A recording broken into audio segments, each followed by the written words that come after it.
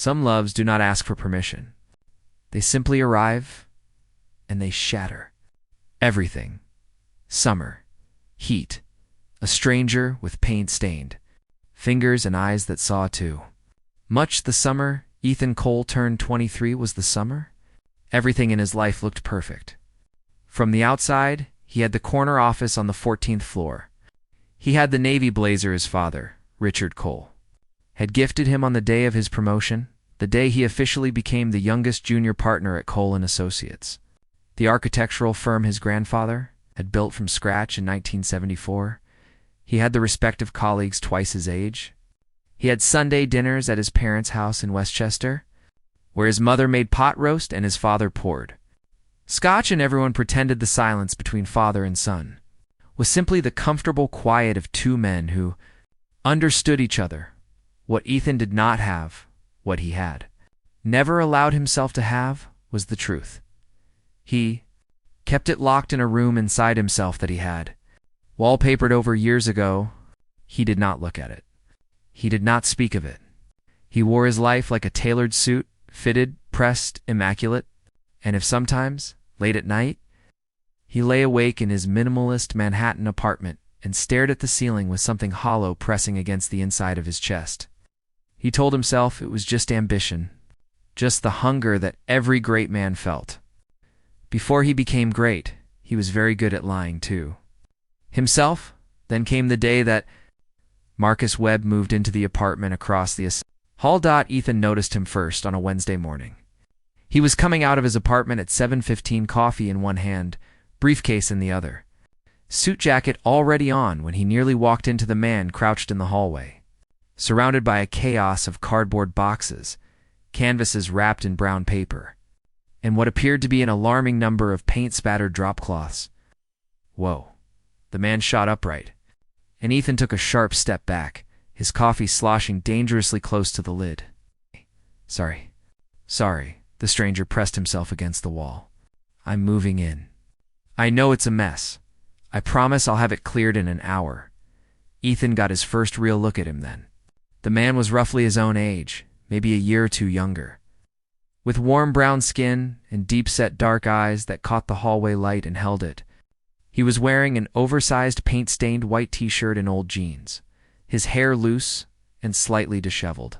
On the back of his right hand, a streak of cadmium yellow paint. On his forearm, a smear of something that might have been cerulean blue. He was, in a completely objective and architectural sense, extraordinarily well composed. It's fine, Ethan said. His voice came out flatter than he intended. I'll go around. He stepped over a box labeled fragile glass and aggressive red marker and walked to the elevator without looking back. But in the mirrored elevator doors, before they closed, he caught a glimpse of the man still standing in the hallway, watching him go with an expression that was somewhere between amused and curious. Ethan looked away from his own reflection. His name, as Ethan learned from the building manager that afternoon in a moment of completely casual, professional inquiry, was Marcus Webb. 26 years old, a visual artist painting, mostly, though he apparently also did murals and some graphic work for clients. He had relocated from Chicago. He had good references. He had paid 3 months' rent up front, which the building manager seemed to find both impressive and slightly suspicious. Ethan told himself he was not going to think about Marcus Webb again. He thought about Marcus Webb 17 times before Friday, not obsessively. Not in any meaningful way. Just the way you think about a slightly inconvenient variable in an otherwise orderly equation. The way a detail that doesn't quite fit keeps snagging your attention until you place it correctly at least. That was what Ethan told himself. The first real conversation happened on Saturday morning. Ethan was in the elevator, going down to get his dry cleaning, when the doors opened on the 4th floor and Marcus stepped in carrying a large canvas wrapped in cloth and a paper bag from the coffee shop on the corner. Hey, Marcus said. He recognized Ethan immediately. Ethan could see it in the way his mouth curved, just slightly, at the corners. The hallway guy. The hallway guy, Ethan repeated. Sorry, I don't know your name. Ethan. Ethan Cole. Marcus. He shifted the canvas under his arm and held out a hand. Ethan shook it. Marcus's grip was warm and firm, and there was a faint trace of turpentine underneath the coffee smell that Ethan's brain filed away without his permission. "I bought you a coffee, actually." Ethan blinked. "I'm sorry?" "For the hallway thing." I felt bad. Marcus reached into the paper bag and produced a coffee cup. "I guessed black, but there's sugar in the bag if you—" "Black is fine," Ethan said, because it was, and because he didn't know what else to say. He took the coffee. It was warm. "You're in for C?" Marcus asked. "For B." Neighbors. Marcus said it like it meant something, like it was a small, good thing. "I'm 4D, the one with all the boxes." I remember. The elevator opened at the ground floor. They both stepped out. Marcus held the door for an elderly woman coming in, the canvas balanced on his shoulder, easy and natural. He caught Ethan watching him and smiled, not self-conscious, not performing, just warm. "See you around, neighbor," Marcus said, and walked out into the bright Saturday morning. Ethan stood in the lobby for a moment, longer than he needed to. Then he went to get his dry cleaning. The coffees became a thing. Not an arranged thing, not something either of them spoke about or formally established. It simply happened, the way small rituals do, accumulating quietly until one day you realize they've become load-bearing walls of your week. Marcus was an early riser, it turned out. Most mornings, if Ethan left between 7 and 7:30, there was a reasonable chance of crossing paths in the hall or at the elevator, or downstairs at the coffee cart on the corner where Marcus had apparently become a regular. Some days they walked 2 blocks together before their paths diverged, Marcus toward his studio in Midtown, Ethan toward the subway. They talked about small things at first. The building, the neighborhood, the baffling disappearance of the good Italian place on 9th Avenue, whether the noise complaints about the upstairs neighbor were ever going to result in any actual intervention.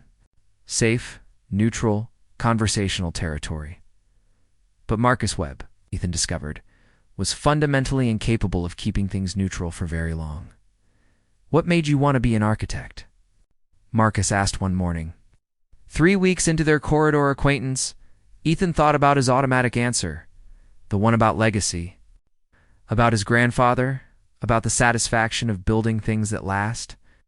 Then, for some reason he didn't examine too closely, he said something different instead. "I used to draw floor plans as a kid. Not for houses, for imaginary places. Libraries that were bigger on the inside than outside. Train stations that had secret gardens on the roof. Places that shouldn't make sense but somehow did." Marcus had gone quiet in a way that felt attentive rather than absent. "What happened to them?" "I grew up." Ethan said it lightly. "My father pointed out that buildings have to be structurally sound before they can be beautiful." Marcus looked at him for a moment. "Those things aren't mutually exclusive, though." "No," Ethan agreed. "They're not." He thought about that conversation for the rest of the day. It was exactly 6 weeks after Marcus moved in, a Thursday. Early October, the air finally turning cool when Ethan's father called. "I need you in the office early tomorrow," Richard Cole said.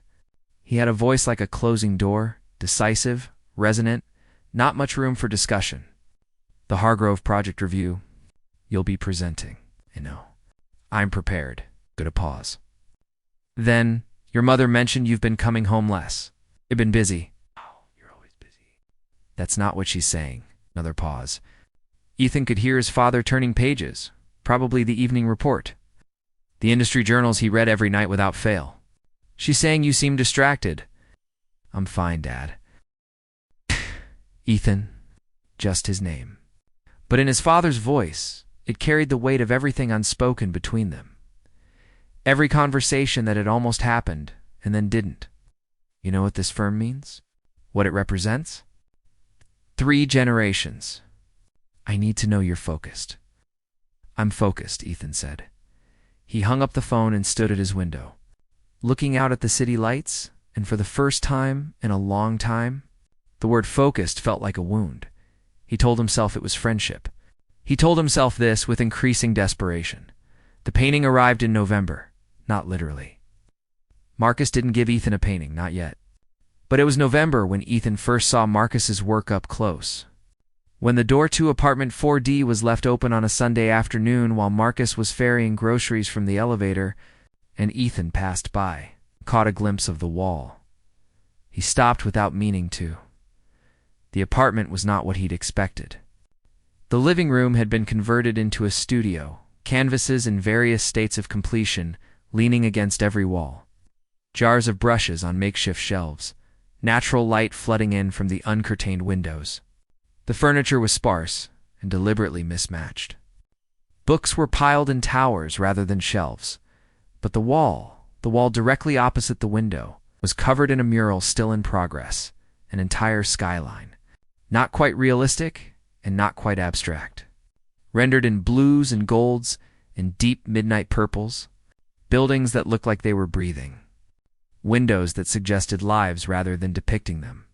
A sky that felt more true than any sky Ethan had seen in any photograph. "You can come in," Marcus said behind him. He was carrying a paper bag in each arm, unhurried, unbothered by being observed. "Sorry," Ethan said. "I wasn't, you were." Marcus smiled. "It's okay." "Come in." Ethan stepped inside. He stood before the mural for a long moment without speaking, and Marcus set down his groceries and leaned against the kitchen counter and waited. Which Ethan would come to understand was one of Marcus's most remarkable qualities. He never rushed a reaction. He understood that some things needed space to be felt before they could be spoken. "This is your city," Ethan said finally. "Not Chicago, not New York, just Marcus's city. The one that lived inside him." "Ah!" Marcus's voice was soft. "Every place I've lived, I paint it the way it feels, not the way it looks." These buildings, Ethan pointed to a structure near the center. Something that was simultaneously a brownstone and an impossible dream. "This doesn't follow any structural logic.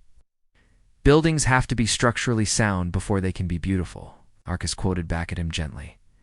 Ethan turned to look at him. Marcus was watching him with that direct, calm attention he had, like he wasn't afraid of what he might see. "I said that," Ethan said. "You did. And then you looked like you immediately wished you hadn't." Ethan didn't say anything to that, but he stayed for another hour, sitting on a paint-smeared stool while Marcus made tea. And they talked about cities and buildings and the difference between the places we live and the places we inhabit. And somewhere in that conversation, Ethan forgot entirely to be careful. December brought holiday parties and client dinners and the tightly choreographed performance of the Cole family. Christmas, the gathering at the Westchester house. The extended family who all worked in some branch of the business. The way his father watched him across dinner tables with that particular assessing gaze that Ethan had been trying to pass since childhood. It also brought something quieter and more dangerous. The habit of knocking on 4D, he told himself it was practical. Marcus made coffee at almost any hour. He had good taste in music.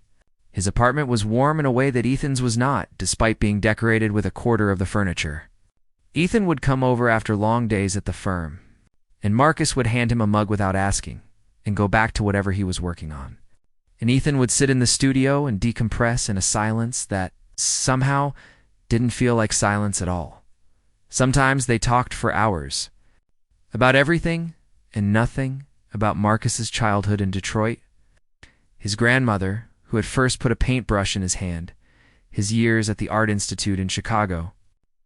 About Ethan's grandfather, the firm's founder, a man who had built his first building at 32 with borrowed money and pure stubbornness. About the gulf between what you're expected to want and what you actually want, which they circled without ever quite landing, and sometimes Marcus would be deep in a painting, and Ethan would fall asleep on the battered green sofa in the corner and wake up an hour later with a throw blanket over him that he absolutely had not put there himself. He told himself it was friendship.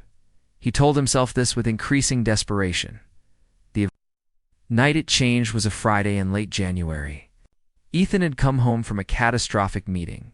A major client had pulled out of a project at the last minute, citing irreconcilable creative differences, which was corporate language for the fact that Richard Cole had overridden every creative choice Ethan had fought for and replaced them with the safe, profitable, soulless version of the design. Ethan had sat in his father's office afterward and listened to a 10-minute, Speech about the business of architecture versus the romance of it. And he had nodded and agreed and come home with something inside him that felt like a fist around his lungs. He knocked on 4D without thinking about it. Marcus opened the door, took one look at him, and stepped back to let him in without a word. Ethan sat on the sofa. Marcus poured whiskey, not coffee, which was a calibration Ethan appreciated, and sat on the floor across from him, back against the wall, unhurried. Talk or don't talk, Marcus said. Either one is fine. Ethan stared at the mural across the room for a long time. The skyline had been expanded. It stretched further now, curling around the corner toward the window, and there were new elements in it that hadn't been there before. A bridge that was also a spine. A tower that leaned very slightly toward its neighbor.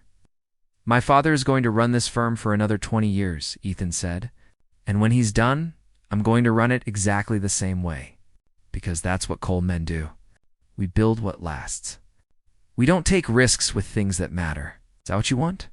It's what I'm going to do. That's not what I asked. Ethan set down the glass. Marcus, Ethan. They looked at each other across the room. The lamp in the corner threw long, soft shadows. Outside, the city made its low, constant sound. And something that had been building for months, patient, structural, inevitable, reached the point where it could no longer be ignored. I don't know how to want things, Ethan said. His voice came out quiet and strange. I mean, I know what I'm supposed to want. I've always known that. But the other things? The actual? He stopped. Marcus didn't move. Didn't push. Just waited in that way he had that made the truth feel like it had enough room to exist. I'm afraid of myself, Ethan said finally. I've been afraid of myself since I was 17 years old, and I realized that the life my father wanted for me was missing something I didn't have the right words for, that I couldn't want what I was supposed to want. And I buried it. I buried it so deep that sometimes I think it's gone. And then he stopped again. And then? Marcus's voice was very soft. And then I moved into this building, Ethan said. And you left a coffee cup in my hallway. The silence that followed was the fullest silence Ethan had ever sat inside. Then Marcus stood up, slowly, and crossed the room and sat down on the sofa beside him, close, but not touching, and said, I know. 2 words. Just that. Ethan closed his eyes. I know, Marcus said again, gently. And for what it's worth, you're allowed to want things, Ethan. You're allowed to be who you are. All of who you are. No one had ever said that to him before. He sat with it for a long time, before he trusted himself to respond. Love is easy. It is everything around love that breaks you. February arrived cold, clear and full of consequence. Ethan did not have a word for what he and Marcus were. They had not named it, had not reached for labels, had not moved past the careful geography of their evenings together, the sofa, the mural, the mugs and glasses and long conversations that ended later and later into the night, but something had shifted irrevocably in the air between them. They both knew it. They simply hadn't yet decided what to do with the knowing. It was Marcus who moved first, and he did it with the same unhurried deliberateness he brought to everything. It was a Sunday. Ethan had brought over blueprints, not the official Cole and Associates ones, but something he'd been sketching privately, late at night. A community arts center design that no one had commissioned and no one would ever see. He spread them on the floor of Marcus's studio the way a man might confess a secret, and Marcus knelt beside them, studying them with his full attention. Hey, these are beautiful, Marcus said. They're just sketches. Ethan, he looked up. They're extraordinary. This atrium, the way the light would move through it in the afternoon, he traced the lines with one finger, not quite touching the paper. This is what you should be building. This isn't what my father builds. No, Marcus said. It's what you build. The silence that followed was different from the others. It had a kind of held breath to it, the pause before something that cannot be undone. Marcus reached out slowly, tucked a loose piece of paper back into the roll of blueprints. His hand brushed Ethan's. Neither of them moved. I need to tell you something, Ethan said. His heart was doing something architecturally unsound. I know, Marcus said. He didn't move his hand. Marcus, Ethan. And Marcus's voice was so gentle it was almost undoing. Whatever you're about to say, I already feel it too. Okay? You don't have to perform the speech. You just have to say it. Ethan looked at him, at the warmth in his dark eyes, at the paint perpetually living under his fingernails, at the man who had somehow become the axis around which his whole careful world had begun to rotate without his permission. I think I'm falling in love with you, Ethan said, and I don't know what to do with that. Because I have a life that doesn't have room for this, a family that expects a father who he exhaled. I've never let myself be this. Never, and I'm terrified. Marcus was quiet for a moment. Then he moved closer, slowly, giving Ethan every opportunity to shift away, and when Ethan didn't, Marcus reached up and held the side of his face in his warm, paint-stained hand, and looked at him steadily. Being terrified doesn't mean you're wrong, Marcus said softly. Ethan leaned his forehead against Marcus's, and for the first time in 23 years, he stopped fighting himself. The months that followed were the most alive Ethan Cole had ever felt, and the most afraid. He and Marcus were careful in the way that people are careful when they know that what they've found is rare and worth protecting. They did not rush. They learned each other slowly, the way Marcus hummed without realizing it while he painted. The way Ethan's face changed completely when he talked about buildings he loved. The way they fit into each other's silences, like puzzle pieces that had been cut for exactly this purpose. Marcus made Ethan draw again. Real drawing, not blueprints, not technical specifications, but freehand sketches, the kind he'd done as a child. Places that shouldn't make sense, but somehow did. At first Ethan resisted, told himself it was indulgent and unprofessional. But Marcus left a sketchbook on the sofa one evening with a note that said only, "For the library that's bigger on the inside." And Ethan opened it, and once he started, he couldn't stop. And Ethan, in his own quiet way, helped Marcus. Not with the art, he wouldn't presume, but with the business of being an artist. Contracts, client negotiations, the practical architecture of a creative life.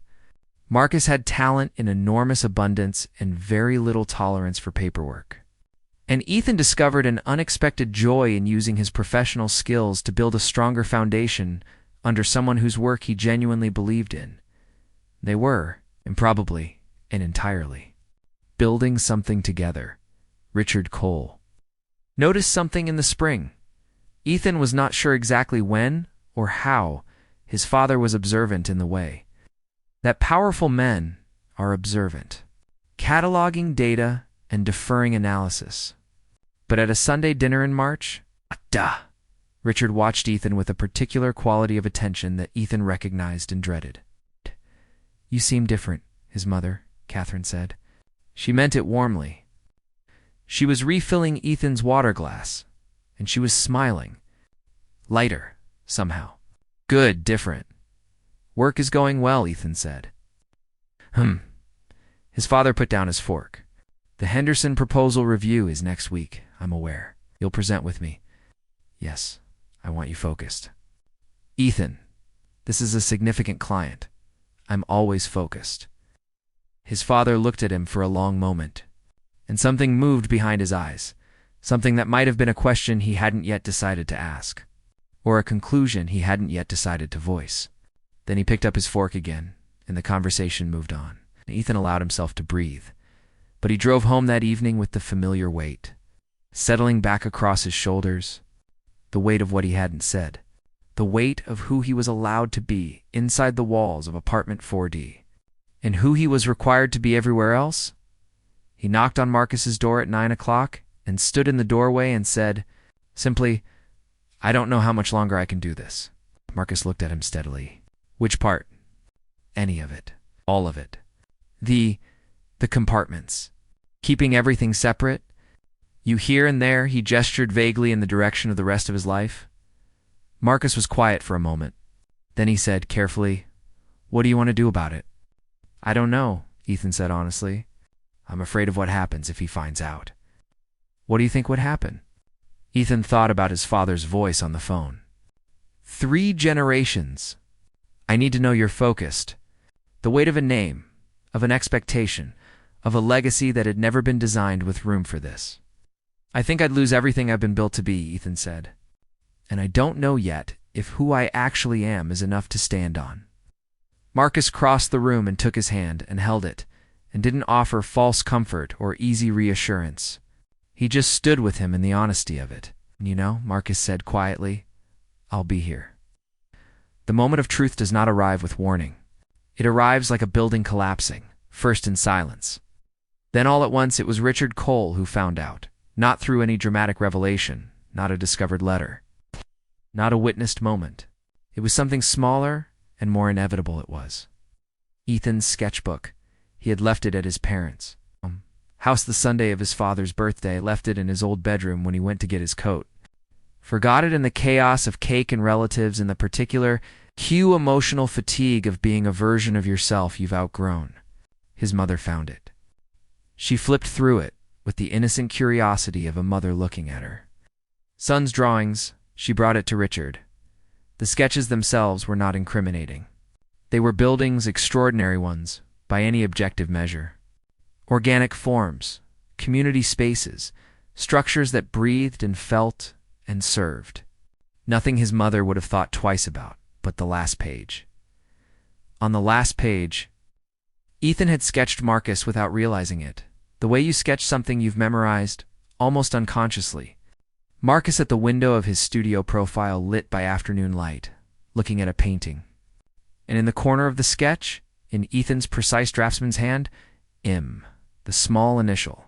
The tender economy of it. Richard Cole was a man who had spent 40 years reading the details of structures. He knew when something was load-bearing. The call came on a Tuesday morning. Come to the house tonight, Richard said. His voice carried nothing, deliberately nothing, which was more frightening than anger.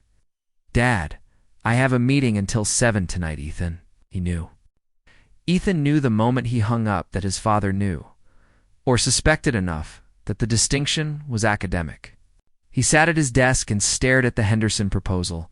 Weeks of work, careful, precise, exactly the kind of architecture Cole and Associates built, and he tried to feel something about it.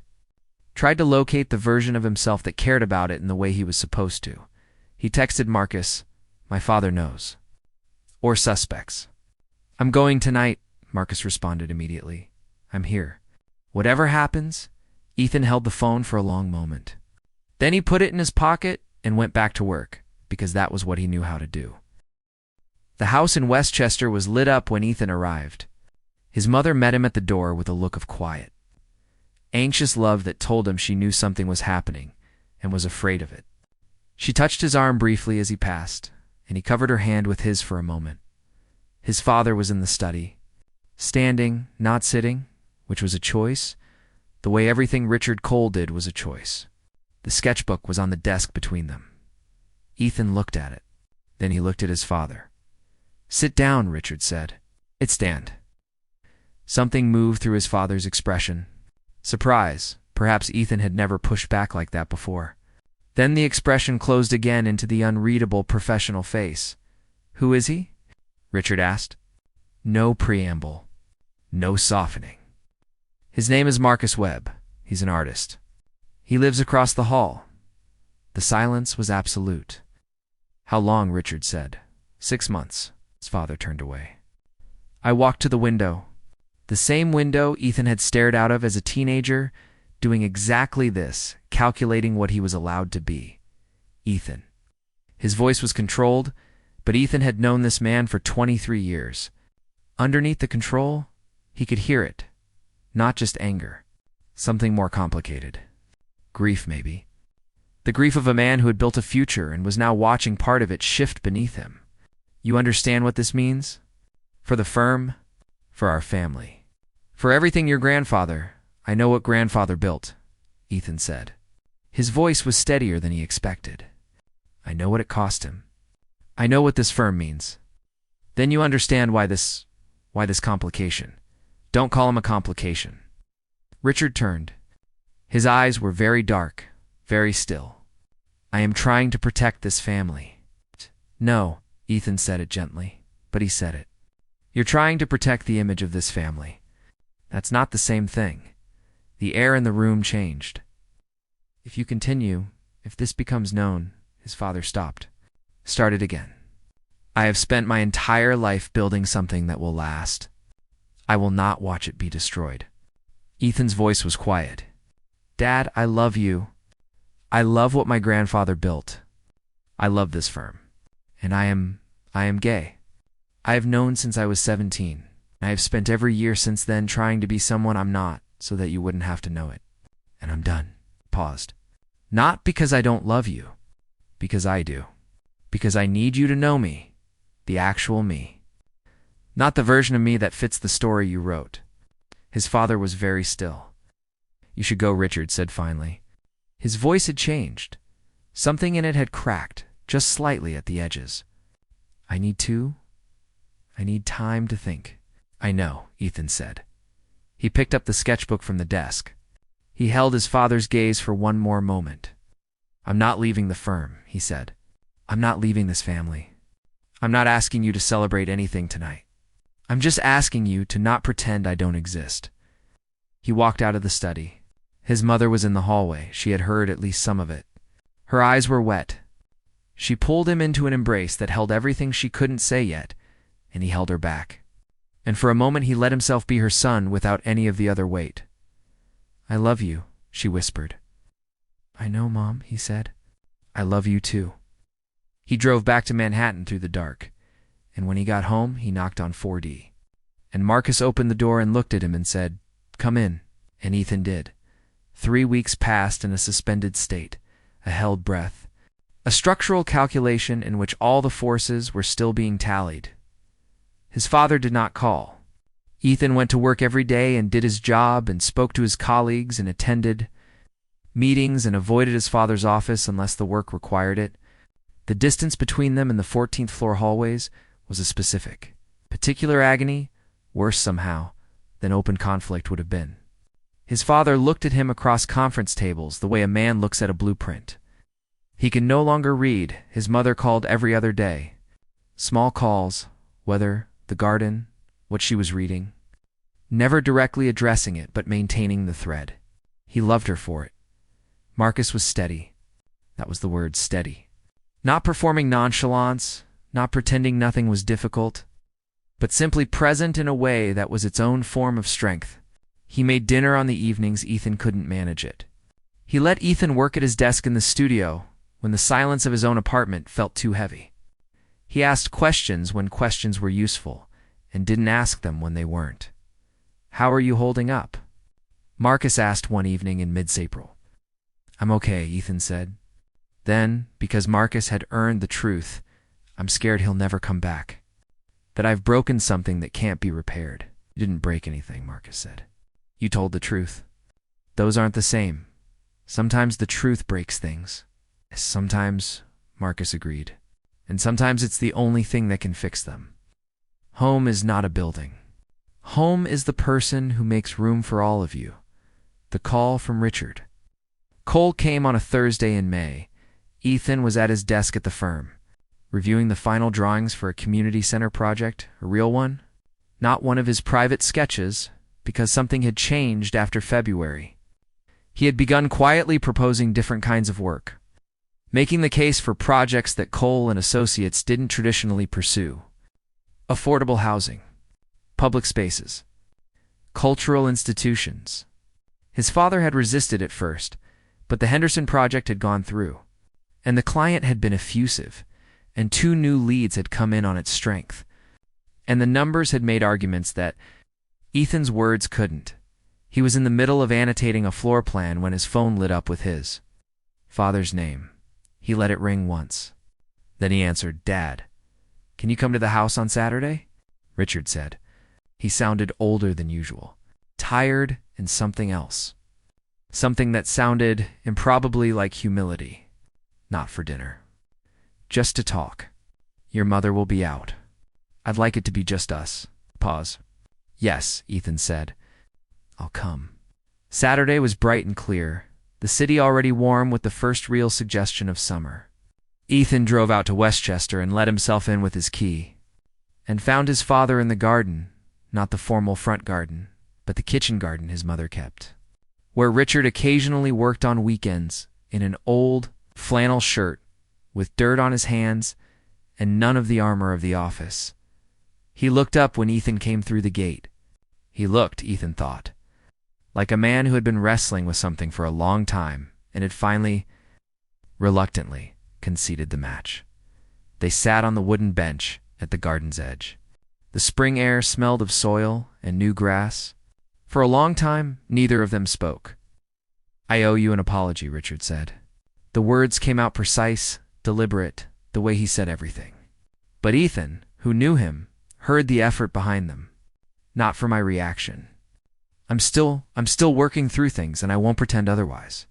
But for the years before, for building a house in which you felt you couldn't tell me."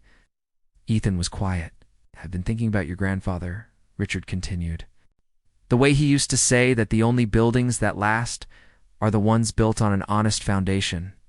He was talking about concrete and steel. But," he paused, "I think maybe he meant other things too." "Dad, let me finish," he exhaled. I am not there yet, Ethan. I don't want you to think this is that everything is resolved and I'll embrace everything perfectly. I'm 62 years old, and I have spent my life in a certain kind of certainty. This has required me to revise things I thought I understood. It's not simple, I know, Ethan said quietly. But his father turned and looked at him directly. You are my son. You have been the most extraordinary thing I have ever built. Not designed, built. Because building is a collaboration, it requires the material to have its own integrity, its own load-bearing qualities, and you have those in abundance. You always have. Right. His jaw worked slightly. I don't want to lose you, and I don't want you to spend another 17 years afraid of me. Ethan's throat was very tight. I'd like to meet him, his father said. The Marcus. I'd like to meet him properly, if that's something you'd want. It is, Ethan said. Yes, it is. His father nodded. I looked back at the garden, reached down and pulled a weed from beside the bench with the focused attention of a man who needed something to do with his hands. They sat together for another hour, talking and not talking in the way fathers and sons sometimes do when they are rebuilding something between them carefully. Without a blueprint, trusting that the structure will hold, Marcus wore a blue shirt to dinner. He had asked Ethan twice whether he should wear something more formal, and Ethan had said no both times. His parents' dining room was Sunday casual. And anyway, Marcus in a blue shirt and dark jeans with his easy posture and his watchful, warm eyes was more himself than Marcus in a suit would ever be, and Ethan wanted his parents to meet him. His mother, Catherine, opened the door and took Marcus's hand in both of hers and said, I've heard so much about you. Such genuine warmth that some of the tension in Marcus's shoulders visibly released. His father stood in the hallway and shook Marcus's hand and said, Marcus, come in. Brief, but not cold. More like a man choosing words with particular care. Wanting to get it right, the dinner was imperfect. There were silences that lasted slightly too long, moments when Ethan's father's gaze went somewhere internal, moments when his mother talked just a little too brightly to fill space. But Marcus was Marcus. He asked Richard about the firm's early years with the particular focused interest he brought to everything. And Richard, who could not resist talking about architecture when someone genuinely wanted to listen, talked for 20 minutes about his father and the first commission and the way the city had looked in 1974, and something in his posture. Across those 20 minutes, gradually uncanneled. After dinner, while Catherine was making coffee and Ethan was helping clear plates, Marcus sat in the living room with Richard, and Ethan could hear the low murmur of them talking, something about a building Marcus had painted, something about structural honesty and design. He stood in the kitchen doorway for a moment and watched. His father leaned forward in his armchair with the particular posture of a man who is genuinely interested in what he's hearing. His mother appeared at his shoulder, coffee cups in hand. He's wonderful, she said quietly. He is, Ethan said. She put her free hand on his arm for a moment. I'm sorry it took us this long. Mom, he covered her hand with his. We're here now. The summer arrived in full, and with it, Changed Ethan submitted a proposal to his father for a new division within Cole & Associates, community-focused design, public architecture, projects that blended structural integrity with the kind of beauty that his grandfather might not have envisioned but would. Ethan believed have understood. Richard read it 3 times. He came back with questions and modifications and professional skepticism dressed in the language of spreadsheets. They negotiated for 2 weeks.